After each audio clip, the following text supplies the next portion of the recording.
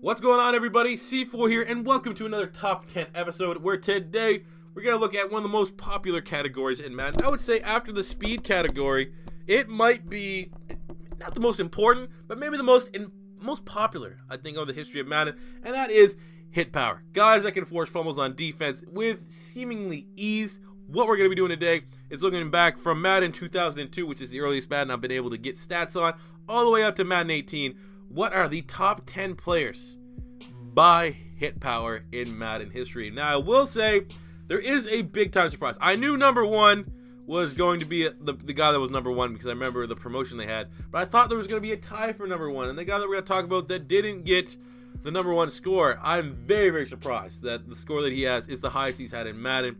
But, you know, hit power's never been really a long-term stat in Madden. I don't think they even started really collecting hit power till like the Madden 2009.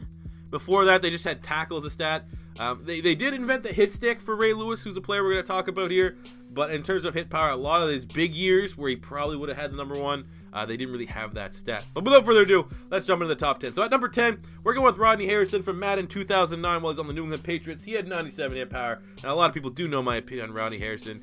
I think in my opinion, he is the worst, NFL player to move into the media, being an analyst, him on Sunday Night Football. He's terrible. He's like a shitty Skip Bayless. I can't stand his opinions. I've never openly disagreed with what someone has said more than I have with Rodney Harrison. I don't know if he's taken too many hits on the head. I know he was a dirty player, and maybe there's still a little bit of unhealed wounds from that Super Bowl loss, the Philadelphia Eagles against the New England Patriots. So I've never been a big Rodney Harrison fan. I mean, I wasn't really super into football when he was on the Chargers.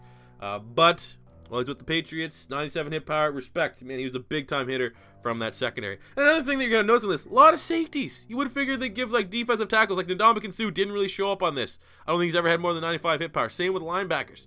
Mostly safeties make this list. I don't know why they're getting all the respect, but they do. Moving to number 9, it's going to be Shawne Merriman. Lights out from Madden 2009. He had 97 hit power as well. Maybe my favorite Madden player to use that wasn't on a Philadelphia Eagle. Shawne Merriman was always an outside linebacker. And what you could do back in the day, it's not nearly as strong as it is right now. Right now, it's not nearly as strong as it used to be. You used to be able to take, like, I remember Shawne Merriman would be like an 88 overall outside linebacker. And then you could put him to defensive end. He'd be a 99. He would be unstoppable. The finesse move with Shawne Merriman was lethal. That was my go-to. Anytime I could make a trade, I was constantly trying to make a Shawne Merriman trade. I know everyone that does rebuilds on Madden wants to try to get Khalil Mack and Julio Jones. When I was a kid, before YouTube even started, Shawne Merriman was the dude I tried to trade for every single time I did a franchise. Moving to defensive end, he was unstoppable. One of my favorite players in Madden history.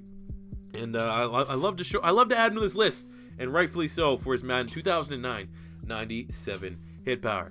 And at number 8, tied with all those guys with 97, is Kam Chancellor from Madden 2017, who as well had 97 hit power. One of the biggest hitters in the NFL today. I think he probably is the biggest hitter in the NFL right now. One of the most feared hitters anyway, because he's a monster. He's a linebacker that's playing safety.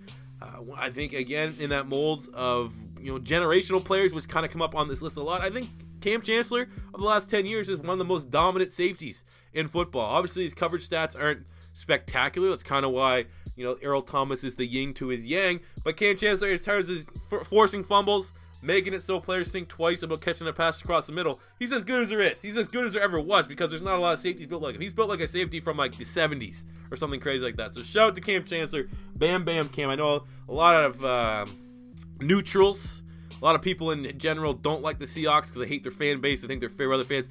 I get that, but Kam Chancellor, I'm still like, I definitely don't like watching the Seahawks play because for some reason they seem to have Philadelphia's number every time they play. But I am a big fan of Kam Chancellor. Love watching that guy go out there, just lay some dudes out.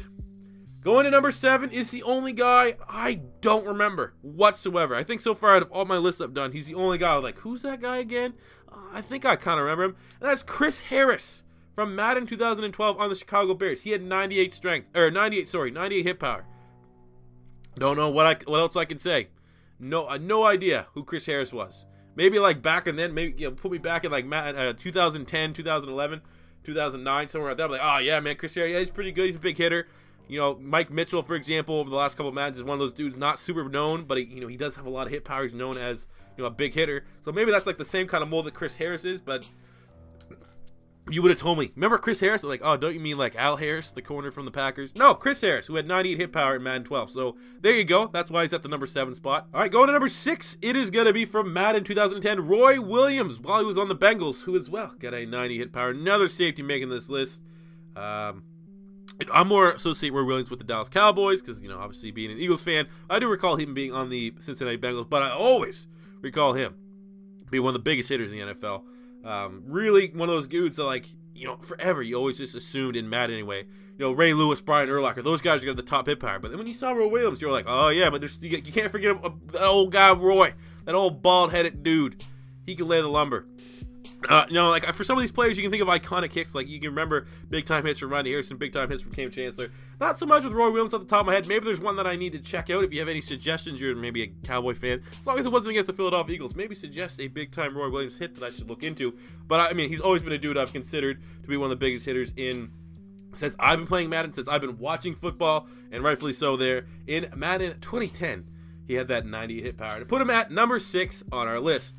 Go number 5 from Madden 2009, a former Defensive Player of the Year, another safety, Bob Sanders with 98 hit power. Another one that I was really, really surprised with. I never really associated Bob Sanders with being a big hitter. I don't know why. I know he's a little bit undersized, where guys like Roy Williams, Cam Chancellor, even Rodney Harrison were like that 6'2", 230 kind of mold. I was just, I'm going to be completely honest with you. Bob Sanders, you think of injuries, you think of lack of durability, you don't think of him as a big guy. I would never have assumed that Bob Sanders would have had 98 hit power. I don't know if that was, Madden being over generous, trying to compensate for the fact that he won Defensive Player of the Year and he's one of the better safeties while he's with the Colts. But 90 hit power, I don't know if, I don't know if I'm in the right. I don't know.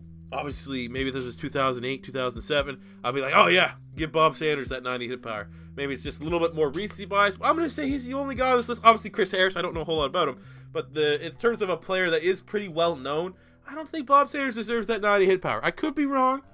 But that's going to be my official statement on that. But he still comes in at number 5 on our list.